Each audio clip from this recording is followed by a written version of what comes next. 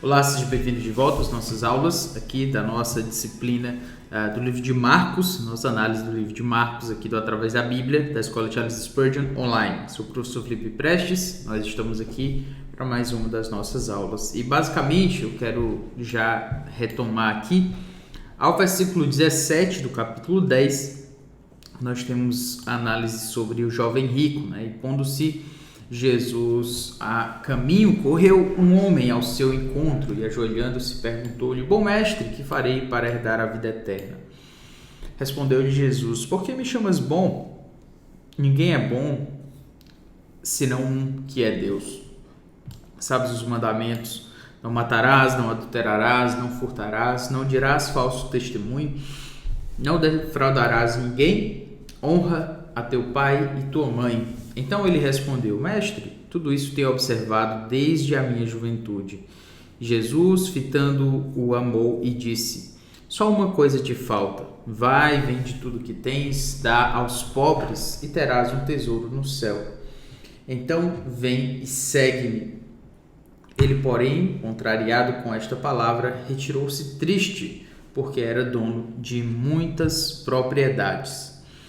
Esse texto apresenta para a gente, já aqui no capítulo 10, um aspecto que é exatamente o fato de que eles precisam, de que aqueles discípulos, aqueles que seguiam a Cristo, eles precisavam abandonar a confiança nas riquezas e na justiça baseada em obras como garantias para a entrada no reino. Achei bem interessante essa forma como Carlos Oswaldo Pinto traz para a gente. Por quê? Porque esse homem aqui, às vezes as pessoas falam, né, que ele chega para Jesus já chamando Jesus de bom, né? E parece que é quase uma expectativa que ele vai ser reconhecido por Jesus Cristo como alguém também que é bom, certo? Parece que ele está fazendo aquele exercício de bajulação, né? Que eu bajulo você e você me bajula, eu trago muitas palavras bonitas a seu respeito e você traz palavras bonitas a meu respeito, e assim a gente vai seguindo. E aí Jesus corta, basicamente, ele diz: olha, não tem nenhum bom senão um que é Deus. É quase como se ele estivesse entendendo Jesus como qualquer um que fosse bajular de alguma forma. E o que é interessante também é que Jesus fala, né? Sabes os mandamentos: não matarás, não adulterarás, não furtarás, não darás falso testemunho. Ele prossegue. E você vê o homem dizendo: Mestre, tudo isso tenho observado desde a minha juventude. Mas mais interessante ainda é o fato de que Jesus, ele não repreende aquilo que ele falou diretamente. É claro que Jesus poderia ter dito: olha, você já está começando a errar exatamente no seu sentimento com relação ao seu próprio pecado. Você não está entendendo o tamanho do seu pecado. Mas Jesus nem entra nesse mérito. Jesus nem para falar sobre isso. Jesus chama a atenção dele e diz: olha, então só te falta uma coisa, só uma coisa te falta. É claro que falta muito mais, mas se é isso que ele pensa, se ele pensa tão alto acerca de si mesmo, então Jesus diz: vai, vende tudo que tens e dá aos pobres, e você vai ter um tesouro no céu. Era para ele dizer: ok, ele fez o que é mais difícil, que é não matar, não adulterar, não furtar, não dar falso testemunho, não defraudar ninguém, honrar o pai e mãe. Ele fez tudo.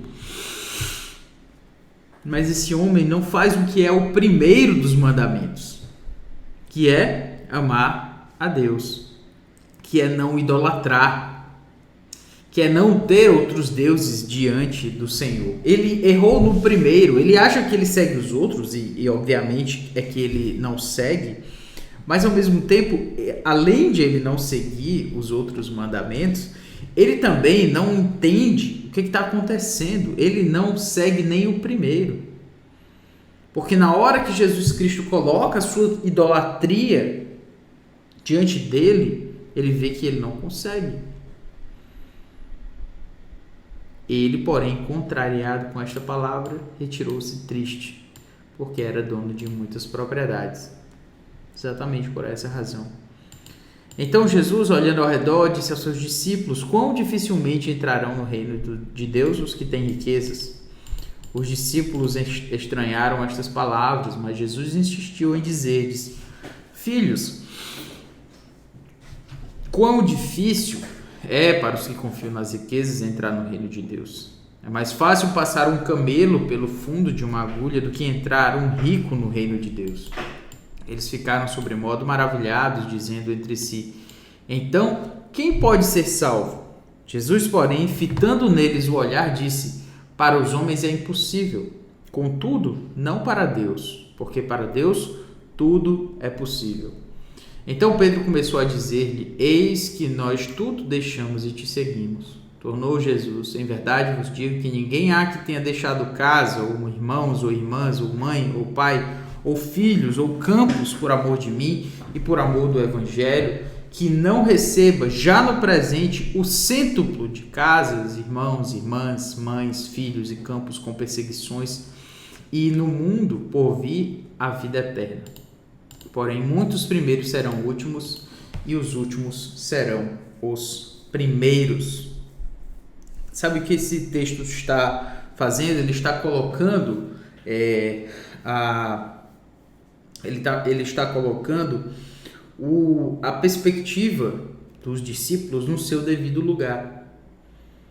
Jesus está dizendo: olha, é mais difícil entrar um camelo. Tem até uma discussão sobre isso que eu descobri depois, sobre que a palavra camelo era traduzida como corda, e não faz o menor sentido. Jesus está chamando a atenção aqui para a impossibilidade de um rico entrar no reino de Deus. Por quê? Porque ninguém pode ser salvo, nem o rico, nem o pobre. O rico tem a dificuldade porque ele acha que as riquezas vão ser suficientes.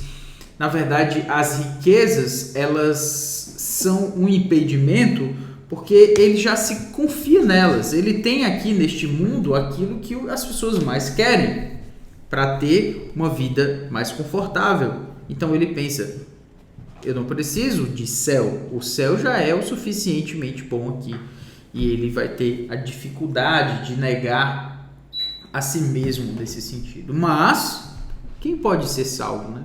Para os homens é impossível, contudo, não para Deus. Somente a graça de Deus pode transformar e dar a vida a alguém.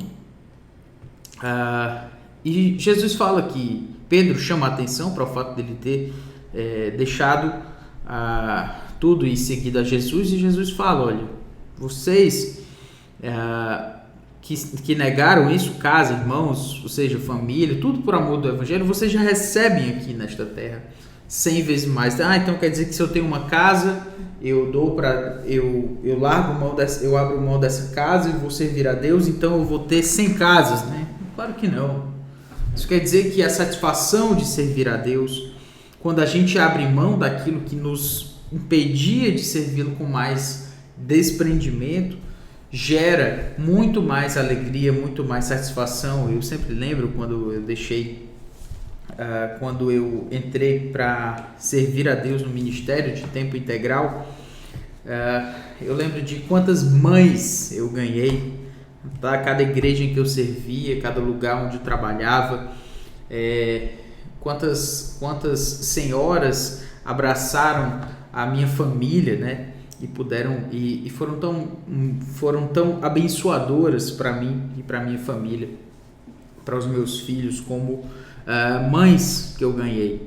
Então foi realmente mais de 100 irmãos, mães, tudo isso. A gente tem tudo isso quando a gente abre os olhos para aquilo que Deus dá para a gente, quando a gente serve a Ele com o coração. É basicamente isso que Jesus está falando. Não é uma conta, né? Infelizmente, algumas pessoas usam esse texto para dizer que você deve dar uma oferta lá na igreja, e você dá uma oferta de R$1.000, Deus vai dar 100 vezes mais, né? Que Que empreendimento, digamos assim, né, valoroso, né? É um investimento bom, né? Você dá R$ 1 e ganha 100, que beleza, né? Onde é que a gente investe para ganhar assim? Mas claro que não é disso que Deus está falando. É o fato de uma alegria, de uma satisfação, como se você recebesse tudo isso já aqui na terra. O texto prossegue aqui no versículo 32 e nós temos novamente Jesus pronunciando, né, a sua morte. Estavam de caminho subindo para Jerusalém, Jesus ia adiante dos seus discípulos. Estes se admiravam e o seguiam tomados de apreensões. Jesus, tornando a levar à parte os 12, passou a revelar-lhes as coisas que lhe deviam sobrevir, dizendo: Eis que subimos para Jerusalém, e o Filho do Homem será entregue aos principais sacerdotes e aos escribas, condená-lo-ão à morte e o entregarão aos gentios. Hão de escarnecê-lo, cuspir nele, açoitá-lo e matá-lo, mas depois de 3 dias ressuscitará. Então, quando Jesus está chamando a atenção para isso, se você prestar atenção, o que vem depois disso aqui? Então se aproximaram dele Tiago e João, filhos de Zebedeu, dizendo: Mestre, queremos que nos concedas o que te vamos pedir. Então lhes perguntou: Que quereis que vos faça? Responderam-lhe: Permite-nos que na tua glória nos assentemos um à tua direita e outro à tua esquerda. Ora, Jesus estava falando de como ele haveria de morrer. Eu quero que você entenda isso. Jesus está falando de como ele haveria de morrer e esses caras, desculpe, mas eles estão querendo saber quem é que vai sentar do lado e quem vai sentar de um outro. Jesus vai morrer, meu amigo. Ou seja, é como se Jesus está chamando a atenção para aquilo que é o mais importante em termos da vida espiritual, do que está acontecendo tudo ali, e eles ainda não entenderam. Eles são tardios em entender a importância daquilo que é espiritual. E ele lhes perguntou: O que quereis que vos faça? Permite-nos que na tua glória nos assentemos um à tua direita e outro à tua esquerda. Jesus então diz para eles: Não sabeis o que pedis? Podeis vós beber o cálice que eu bebo e receber o batismo com que eu sou batizado? Disseram-lhe: Podemos. Tornou-lhes Jesus: Bebereis o cálice que eu bebo e recebereis o batismo com que eu sou batizado. Quanto, porém, ao assentar-se à minha direita e à minha esquerda, não me compete concedê-lo, porque é para aqueles a quem está preparado. Ouvindo isto, indignaram-se os 10 contra Tiago e João. Mas Jesus, chamando-os para junto de si, disse-lhes: Sabeis que os que são considerados governadores dos povos têm sob o seu domínio e sobre eles os seus maiorais exercem autoridade. Mas entre vós não é assim. Pelo contrário, quem quiser tornar-se grande entre vós, será esse o que vos sirva. E quem quiser ser o primeiro entre vós, esse será servo de todos. Pois o próprio Filho do Homem não veio para ser servido, mas para servir e dar a sua vida em resgate de muitos. Sabe o que o texto está apresentando aqui para a gente?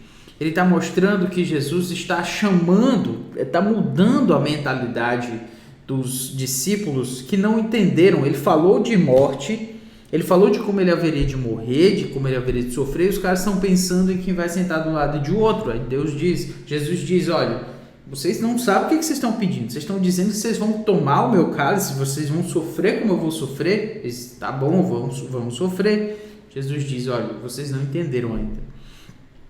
Ele traz a abordagem de como o mundo funciona, já que os 10 ficaram com raiva. Claro que eles iam ficar com raiva. Esses homens estão querendo simplesmente um espaço de proeminência no reino de Jesus Cristo. E Jesus traz para eles: olha, os governadores dos povos têm sob domínio e sobre os seus maiorais exercem autoridade. Ou seja, sabe como é que funciona no mundo? Pois é, não é assim entre vocês. No mundo, no nosso linguajar atual, diríamos: manda quem pode, obedece quem tem juízo. Sabe como é no reino de Deus? É assim: o Filho do Homem, aquele que pode mandar em todo mundo, ele veio para servir e dar a vida e se sacrificar em resgate por muitos. Quem somos nós? Esse é o texto principal de Marcos. Ele está aqui no Marcos 10:45. Se você quiser memorizar um versículo de Marcos, esse é o mais importante, até porque ele marca uma transição, né? Exatamente uma transição em que a gente vê qual é o padrão agora do discipulado, como o Senhor Jesus Cristo apresenta para a gente a partir desse texto, certo? Então, é exatamente aqui nessa seção C, uma transição. A cura de Bartimeu, o cego, retrata o verdadeiro significado do discipulado. Ser iluminado pelo Messias e segui-lo na estrada rumo ao martírio. Aqui é 10:46 até 52.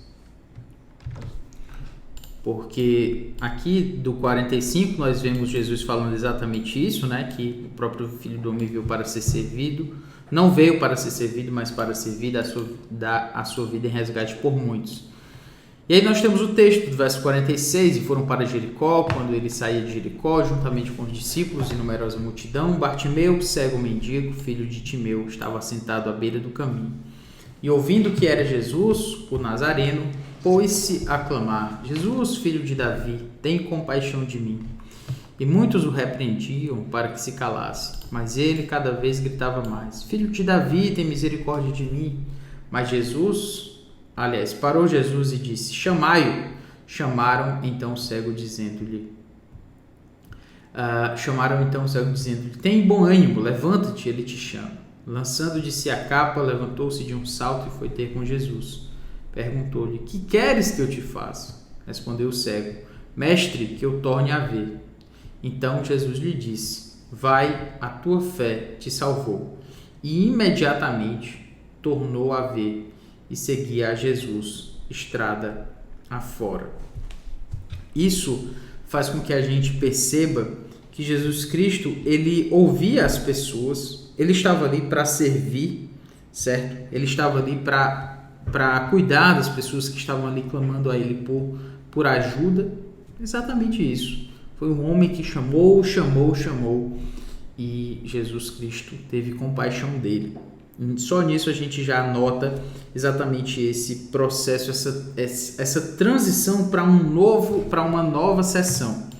Essa nova sessão vai começar aqui no versículo 11. Aqui no versículo 11, nós começamos com o que a gente vai chamar de parte 2, que é o sacrifício do servo. Agora, até aqui estávamos nos preparando para esse cenário que seria a crucificação. E a gente começa aqui para o fato de que o padrão do discipulado cristão se encontra no servo de Deus, cuja vida é oferecida como um sacrifício pela humanidade.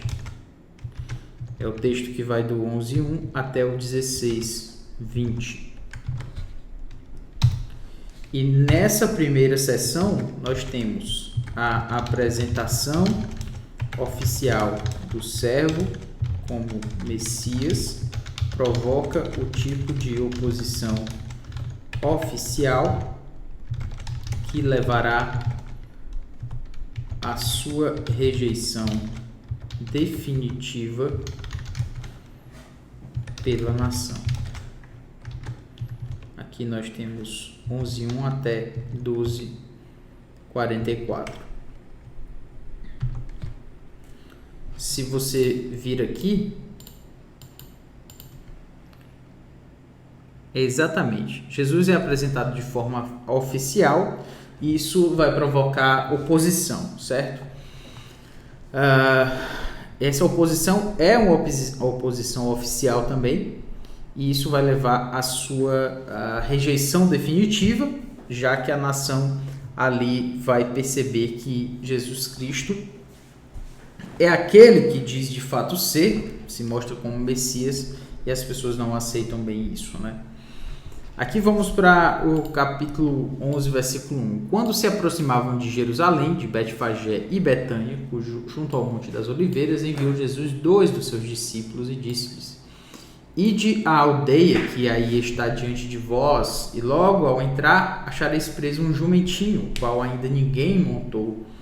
Desprendei-o e trazei-o. Se alguém vos perguntar: por que fazeis isso? Respondei: o Senhor precisa dele, e logo o mandará de volta para aqui. Então foram e chamaram o jumentinho preso junto ao portão do lado de fora na rua e o desprenderam. Alguns dos que ali estavam reclamaram: que fazeis soltando o jumentinho? Eles, porém, responderam conforme as instruções de Jesus. Então os deixaram ir. Levaram o jumentinho sobre o qual puseram as suas vestes. E o texto prossegue aqui, até que nós vemos no versículo 9, tanto os que iam adiante dele, como os que vinham depois, clamavam: Hosana, bendito vem o nome do Senhor. Bendito o reino que vem, o reino de Davi, nosso pai. Hosana nas maiores alturas. Então entrou em Jerusalém, no templo, tendo observado tudo como fosse já tarde, saiu para Betânia com os 12. O que eu queria chamar a atenção aqui é que essa é chamada de uma entrada triunfal, mas o que você acha que há de triunfal nessa entrada? Você acha que ela é impressionantemente triunfal? Você acha que era assim que um general romano chegava depois de uma batalha?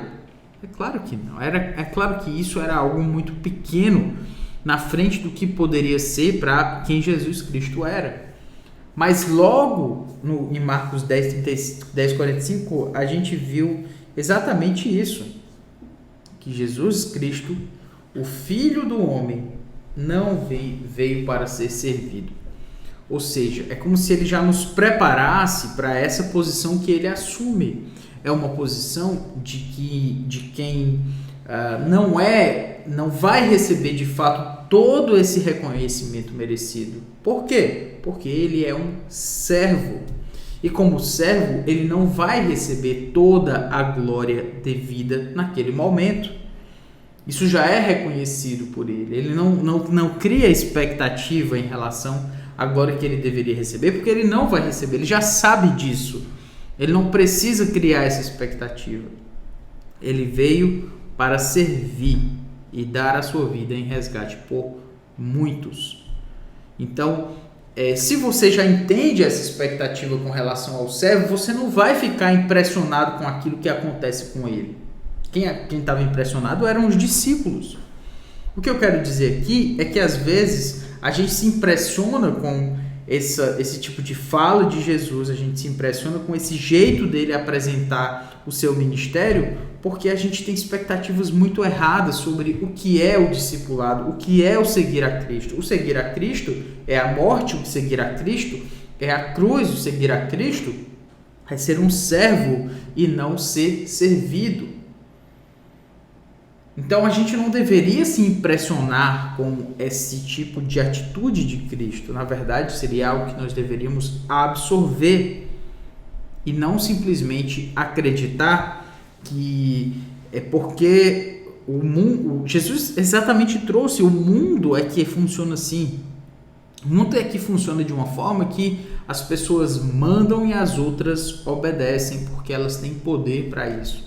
Aqui está o Rei do Universo, é claro que ele está recebendo glória, é claro que ele está recebendo, ali está marcando a sua entrada triunfal, né? A apresentação dele, apesar dessa coisa pequena, é algo muito grande, porque as profecias do Antigo Testamento estão ali. Ele recebe uma boa recepção e uma alegria por conta com as multidões. Tudo aquilo, por mais singelo que seja, ainda assim é muito grandioso. porque o plano de Deus, o plano redentivo de Deus estava se cumprindo naqueles ramos que estavam ali sendo balançados, né, em relação a ele. Então, de fato, ele tem muito a apresentar para aquilo que está sendo feito ali, mas não é nem de longe tudo aquilo que haverá de ser um dia. A gente precisa entender isso também. Às vezes é algo pequeno que está aparecendo para a gente, mas é algo muito maior na perspectiva e naquilo que significa para Deus. Mas isso é assunto para a gente poder falar mais adiante também. Por enquanto ficamos por aqui. Um grande abraço, que Deus abençoe. Valeu!